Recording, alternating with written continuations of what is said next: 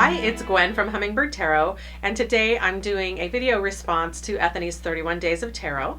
If you like this video, please give it a thumbs up and subscribe, and don't forget to hit the bell so you're notified when I upload a new video. All of the decks that I mention in this video, you can find links to them down in the description, so feel free to check that out if you're interested in finding out more about any of these decks. Okay, so now we're on day 11, and that is the tarot decks that you want to work with more in 2020. And I'm sorry, I went ahead and picked 6 tarot decks. And I'm sorry, I know my chair is squeaky. It's a brand new chair. I'm frustrated that it's so squeaky, but it is what it is. It's comfortable. I like it. Whatever. So I'm just going to take you through these. They're not in any particular order. But the first one is one that I received as a gift over the holidays, and that is the Cosmic Tarot. And this is a deck that's been around for a long time. And I'm just going to look and see. 1998. Is the copyright date in here. Here's what the back of the deck looks like.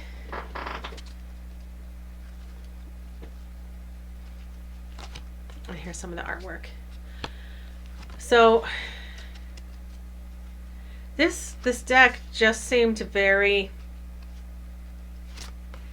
I don't know, mystical to me.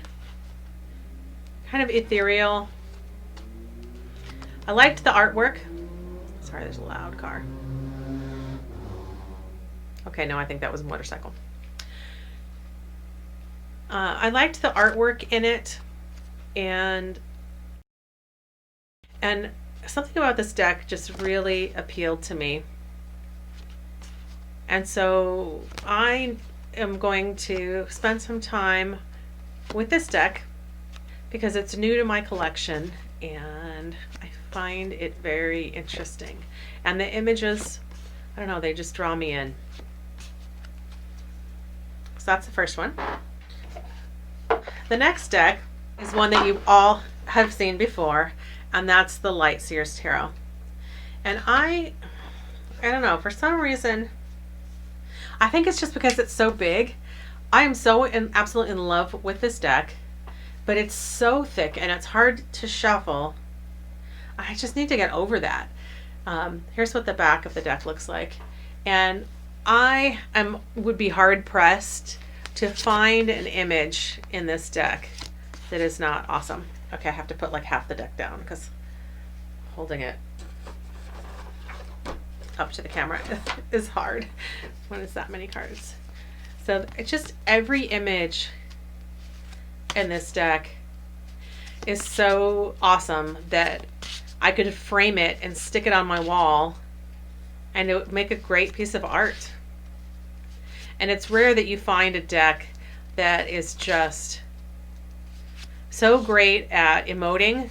I mean, the feeling that just vibrates right off the page. You can feel it almost has a pulse. It's got so much feeling to it. And then the images are beautiful. The colors are super vibrant. The energy just, you know, comes off of this thing in pulses. And, you know, you kind of, when you're a collector like me, sometimes you just put a deck back up on the shelf, and even though you love it, you just kind of forget about it a little bit. So when I was thinking about this prompt, I just took a moment and I started flipping through my decks again, and this one stuck out to me as, why is this one hiding on the shelf? Why don't I have this one out again? I love this deck. So this one's coming back out again, and I'm going to work with this one some more this year.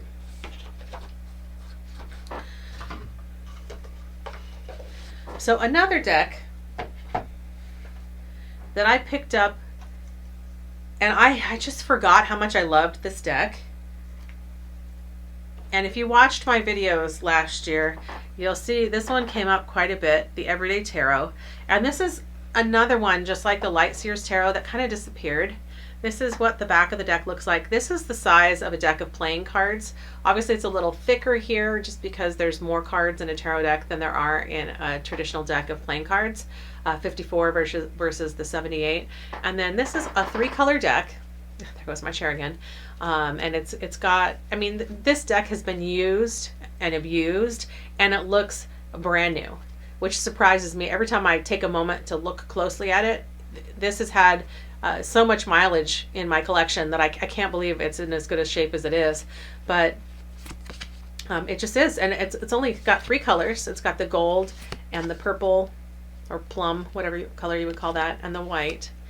And you'll see it's got some diversity in it. So you're going to notice the darker skin color. The purple is used for skin color in some of them. And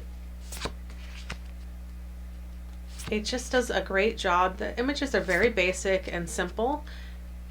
And at first I was concerned that that wouldn't be enough for me to I'm used to Rider-Waite-Smith. The traditional images really have a lot more to pull from, and some of my favorite decks have very busy images on them. But this deck does a great job of getting right to the point.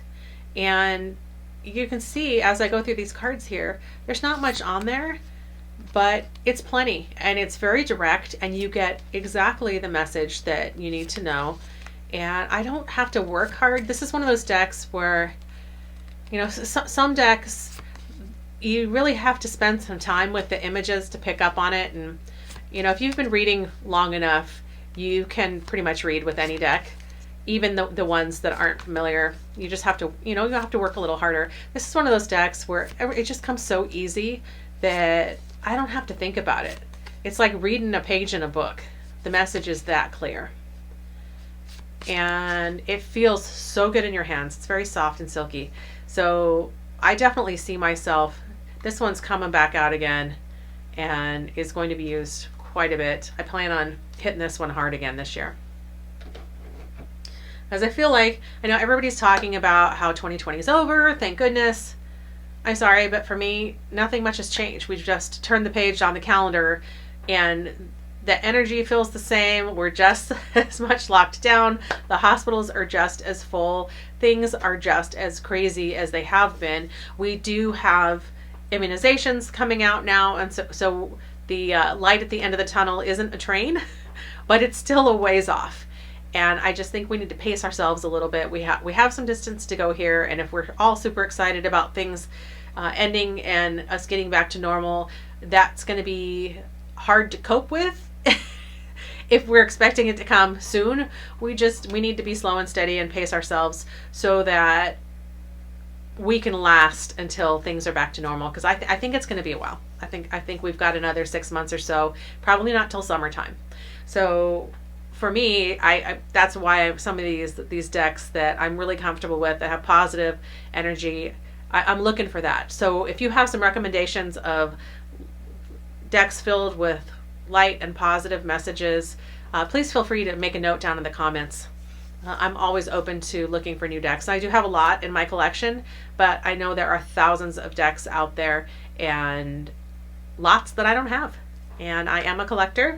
At the end of the day, I love collecting decks. They're decks that, especially if they're decks that you really appreciate, and I would love to hear from you. Okay, so the next one is the Halloween Tarot.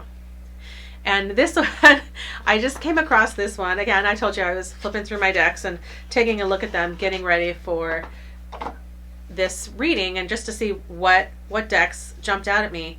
And this one, I just thought, you know what? This was kind of like the Everyday Witch tarot deck. Although it's very witchy and it feels a little cartoony and kind of Halloween-ish, that is a deck that I've used year-round for a while now. And I don't just limit it to Halloween, just because the appeal is so great. And I just thought, you know, this deck is so much fun. Here's what the back of the deck looks like. I should show you the box. Halloween Tarot. Oh, I did show you the box. Yeah. But it's really got a sense of humor, I guess, which is one of the things I really appreciate about the Everyday Witch Tarot deck. And, you know, I'm going to show you the box in that one. The Everyday Witch Tarot deck. I have the mini version of this too. So here's the back of that one. And oh, okay, I left this. The last time I was in here, I was looking at, this is one of my all-time favorite tarot cards in this deck, and this is the Tower card, and you can tell by the smirk on her face that she deliberately blew up that tower. And you know, you can see the little spark of energy left on her wand. So I love this deck because it doesn't take itself too seriously. It's got a sense of humor. It's good for year round. It's very accessible, and that's one of the things I love about this deck. And so since I'm talking about it, I thought I should share it there. And that one comes out often, you know, just randomly. It's usually close at hand. So anyways, back to the Halloween Tarot.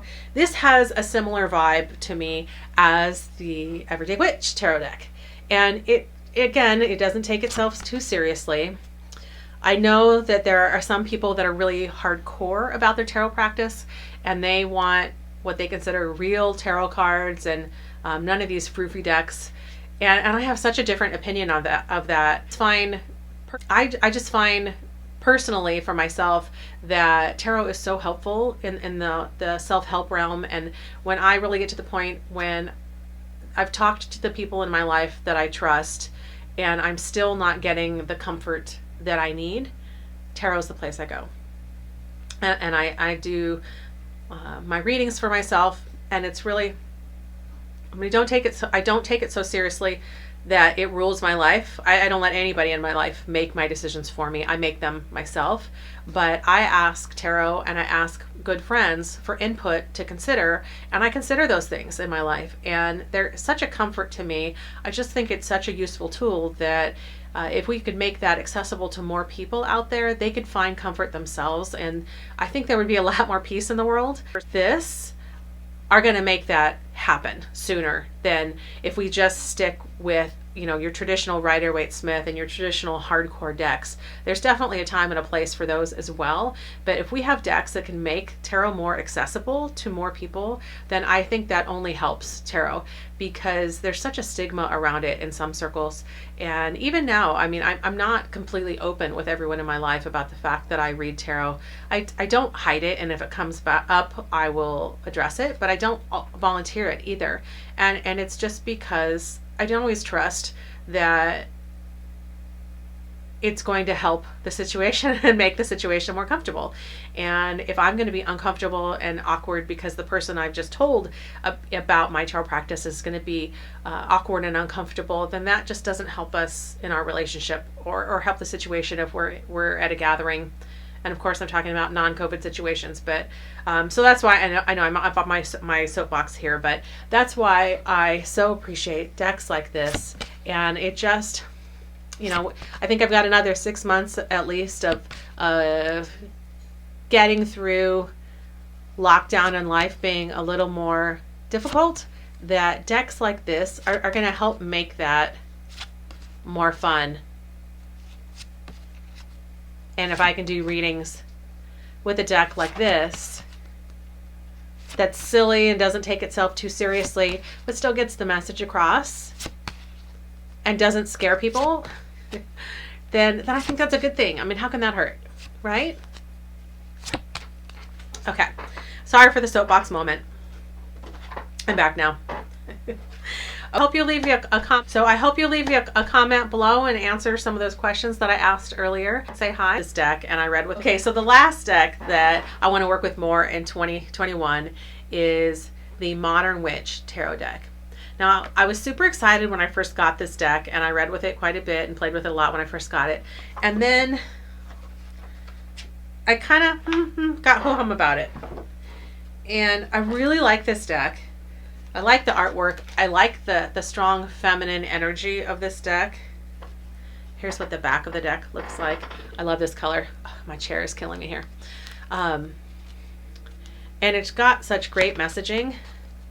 But what appealed to me at first about this was the strong feminine energy of this deck. And now, after reading with the deck for a while, it's almost like that feminine energy is a little overpowering, and it feels out of balance and a little unbalanced to me.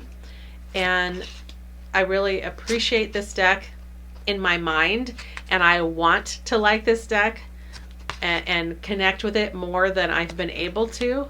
So I don't like forcing that connection to happen, but I do know that, you know, there's decks that I've been lukewarm about in the past, and then I've given them another chance and worked with them some more and really came to appreciate them again and got back to the honeymoon period that I had with them when I first bought them. And so I want to try to get to that point with this deck too, because intellectually, all the things that I loved about this deck that initially allowed me to bring it into my collection are still there, and I still appreciate those things. So I'm hoping that if I work with this deck some more, that I'm going to get back into a place where I really connect with this deck again. So that's the last image there. Decks that I plan to work with more in 2021. I'm about to finish. Here I am about to finish, and I forgot one of my decks. Found again. Okay. So this deck is one that I keep in this really great bag. My mom got this bag when she went to Europe, and she bought it in Venice for me, and I love the bag. It's got little silk flowers on it, and they're made from not silk, satin ribbons. And this deck that is in here, here's the back of it, and it has these nice gilded edges that are holding up quite well. I'm really surprised. And this is actually, here's what the box looks like. This is the Golden Tarot. And this one was sitting right in front of me, and I can't believe I almost missed it. This one has taken images of paintings from the Renaissance and incorporated them, but they, you know, there's a lot of cut and paste going on. Smith-based deck, and you'll see lots of images that you'll recognize from the Rider-Waite-Smith deck. So I was actually a history major in college, and one of my favorite time periods is the Middle Ages, and then the Renaissance that came right after that. And this deck normally sits on my shelf in that beautiful bag that I got, because it's one of those decks. I've worked with it a lot over the years, but I'm a little protective about this deck because I just love it so much that I coddle it a little too much. And I've just decided, it's almost like, you know, that beautiful furniture that you have in your living room that's not for sitting, it's just to look at. Well, this is the year to sit on that furniture, right? And those gorgeous china plates that you have in the cabinet, those gorgeous crystal goblets that you have in the cupboard, and the beautiful silver that you have in the drawer, get that crap out of the cabinet and use it. Because what's the point otherwise, right? So that's kind of how I feel about this deck right here. I absolutely love this deck. And yes, it's pretty sitting up on the shelf, but I love it so much. I just feel like, you know, this is no longer a not for sitting deck, and it is still out there and available. So if I mess this deck up because I'm reading it too much, if I bend a card, if I damage it, spill a little food on it, I don't know. So if something happens to it, it's not going to be the end of the world, and I can replace it. So this is my deck here. And you can see, how can you not love these images? Gorgeous. So every time I look at this deck, I think about my favorite periods in history. And so the Renaissance falls into, I also really like Tudor Stuart England, which is Henry VIII and Queen Elizabeth I and all of that fun stuff. And this just gets me neck deep in that era.